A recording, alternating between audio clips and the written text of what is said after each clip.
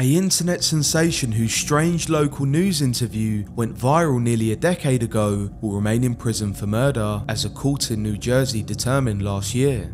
Caleb McGillivray, better known online and to his fans as Kai the Hitchhiker, beat, or as he would say, smash, smash, smash! 73-year-old Garden State Attorney Joseph Galfy to death in 2013. Due to its attention and controversy, it wasn't until 6 years later that he was convicted for the murder in spring of 2019. Was he a hero, a killer, or a bit of both? Let's get into the strange journey of the man called Kai the Hitchhiker.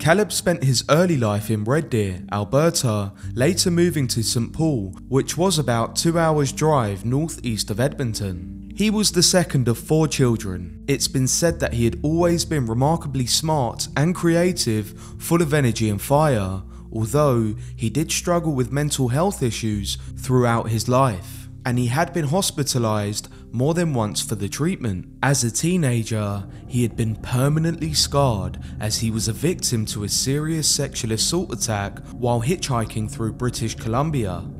A man was charged for the assault but never convicted, leaving permanent damage to Caleb. There's a lot of bad stuff that happened to me. I don't want to go back to being a certain way.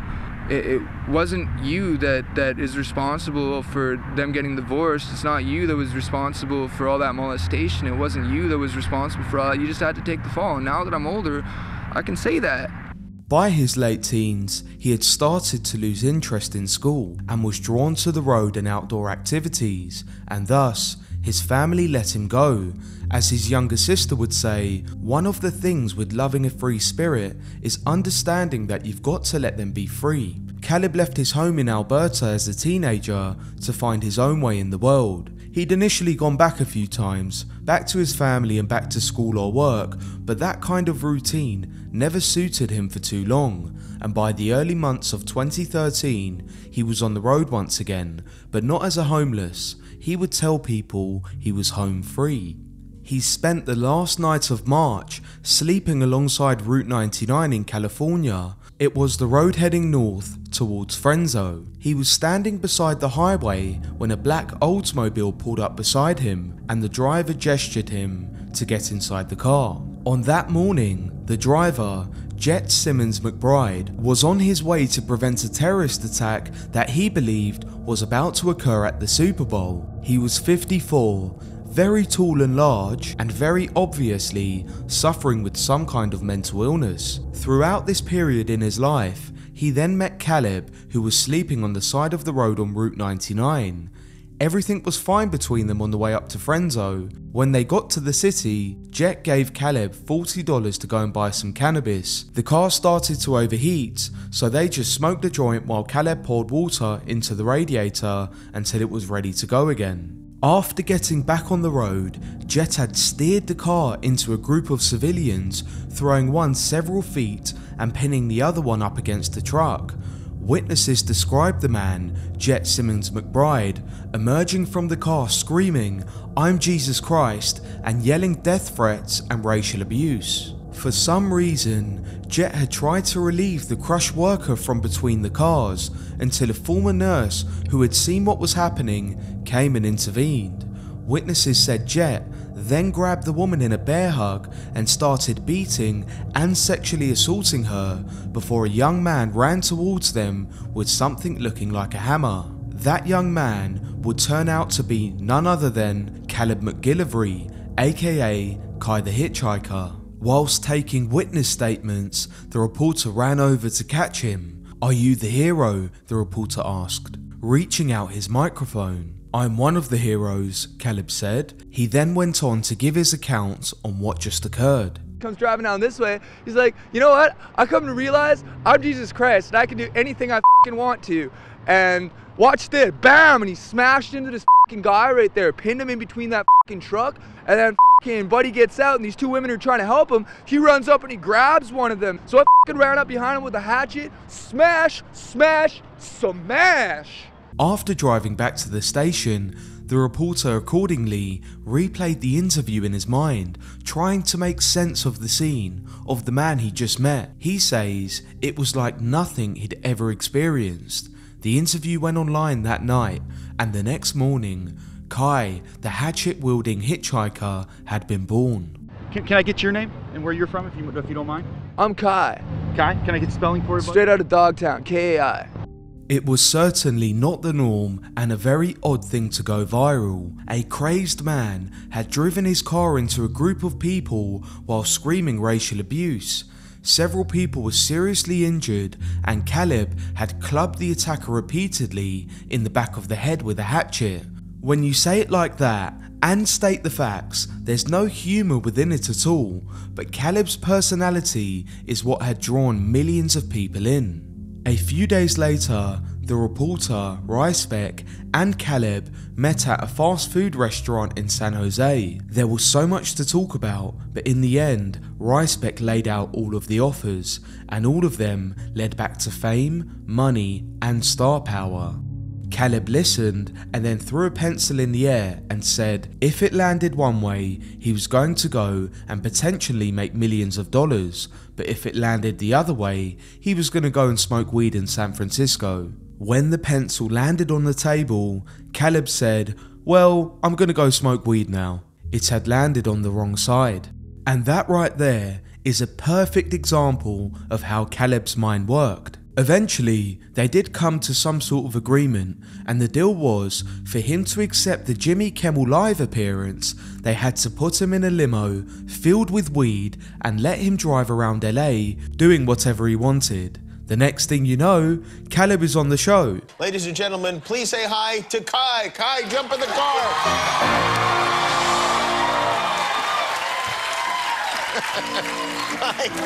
Not on the car, in the car. You've become very famous now from YouTube, haven't you? I mean, people are recognizing you. Yep. What do people say to you when they see you? They say, "Hey, you're Kai. You're that dude with the hatchet." Nah, I'm just a badass. As time went on, it was very apparent that Caleb was very unpredictable.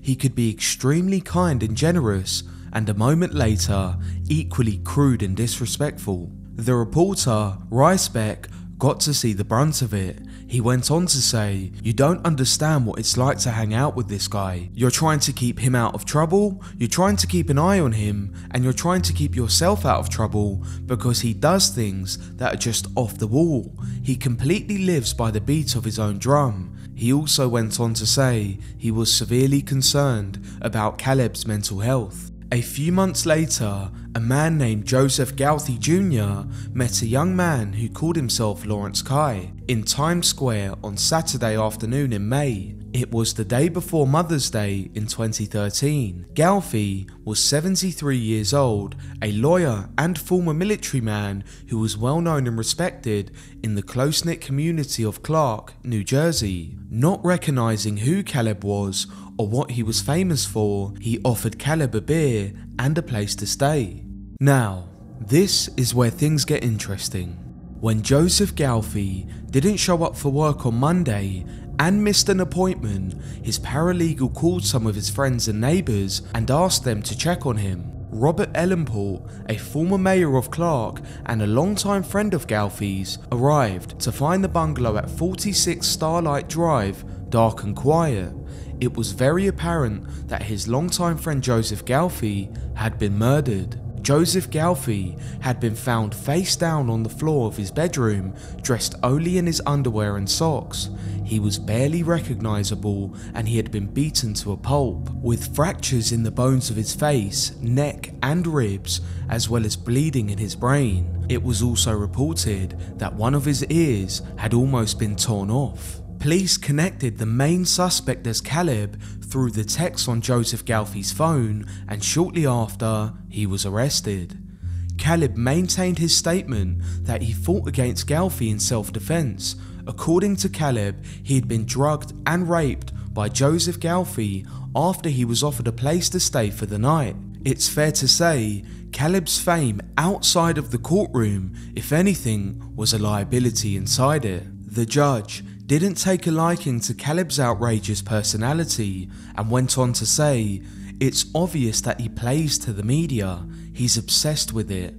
I've never seen anything quite like it, and quite honestly, for his own sake, I'm removing that intoxicant to him so that he can focus on the matters at hand." A psychological report filed with the court described Caleb displaying serious antisocial behaviour from the time he was a toddler, and said that he admitted to killing hamsters and trying to set the family home on fire as a child.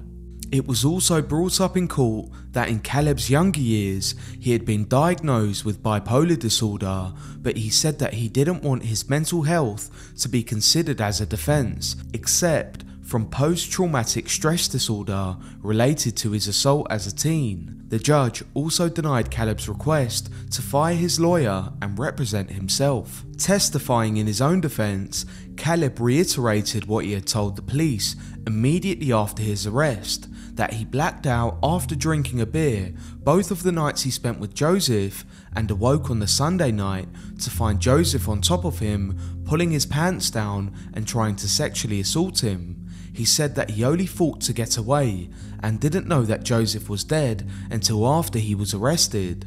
The jurors deliberated for 2 days, and in that time they came back with one question about manslaughter, but when they returned a verdict, it was first-degree murder. On May 30th, 2019, Judge Kirsch sentenced Caleb to 57 years in prison. Upon the sentencing, Judge Kirsch said a few words to Caleb. "You created this public image of a surfing free spirit unshackled by the constraints of materialism and consumption, but underneath that free spirit, the jury saw another side of you. You are a powder keg of explosive rage, a cold-blooded, calculated, callous killer." He also said Caleb will be eligible for parole around 2061, when he is about 72 or 73 years old, which, by complete coincidence, is still younger than Mr. Galfy was when you murdered him. The man, who was once called Kai the Hatchet Wielding Hitchhiker, is now an inmate at the New Jersey State Prison, a maximum security prison for the most dangerous and violent offenders. He is now 31 years of age. He says he spends his days in his cell reading, doing yoga, and meditating for hours on end, looking out to the universe from within the steel bars he's confined in. He's given time outdoors once every 5 days, which in itself is deadly to a free spirit who's not used to being in the same place for too long and hitchhiking his way through life.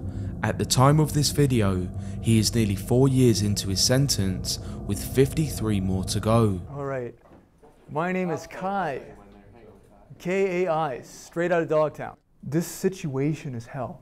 I sat up when I punched him in the face, and he was over top of me, and he shoved me into the bed, and I was trying to get him away from me. I couldn't get him away from me. I just had to get out of there. When I woke up and he was over top of me, I panicked. I didn't know that he was dead. Who's the real you, right? Is it Kai the Hitchhiker, who we saw in this video, the guy who saved the day, the guy who came to the rescue, or is it Kai the murderer? Who's the real you? Definitely never Kai the murderer. I've never murdered anyone.